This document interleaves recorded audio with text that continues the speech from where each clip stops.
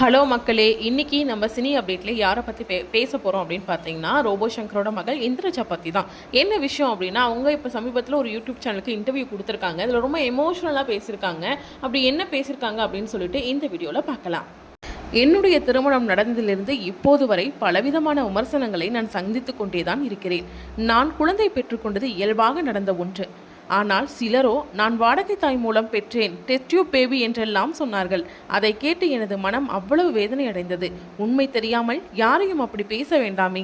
March மாதத்தில் திருமணம் செய்துவிட்டு எப்படி அதற்குள் குழந்தை என்றெல்லாம் கேட்டார்கள்.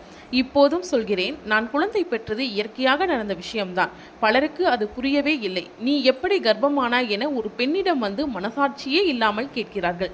என்னிடம் கேட்டார்கள். இதெல்லாம் சரியான கேள்வியா? ஒரு பெண் கர்ப்பம் அடைவது பெரிய விஷயம். அது கடவுள் கொடுத்த வரம். அந்த நேரத்தில் உடல் ரீதியாகவும் மன ரீதியாகவும் பெரிய போராட்டம். அதனால் அதை பற்றி தேவையில்லாமல் விமர்சிப்பது தவறு. என்னுடைய கர்ப்ப காலத்தில் பெரிய பிரச்சனை எல்லாம் ஏற்படவில்லை.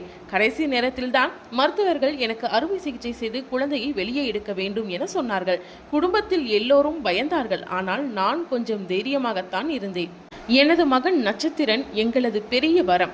அறுவை சிகிச்சை செய்யும் போது எனக்கு எந்த வழியும் தெரியவில்லை. பிறகு எழுந்து நிற்க சொன்னார்கள். அப்போதுதான் உண்மையான வழி என்னவென்று தெரிந்தது.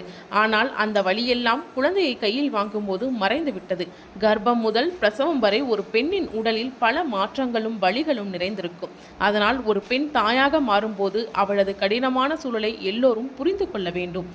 இப்படி மனமுருகி இந்திரஜா பேசியிருக்காங்க. ஸோ இது குறித்து உங்களோட கருத்து என்ன? கமெண்ட் பாக்ஸில் கமெண்ட் பண்ணுங்கள். ஸோ தொடர்ந்து சினி அப்டேட்டை பாருங்கள்.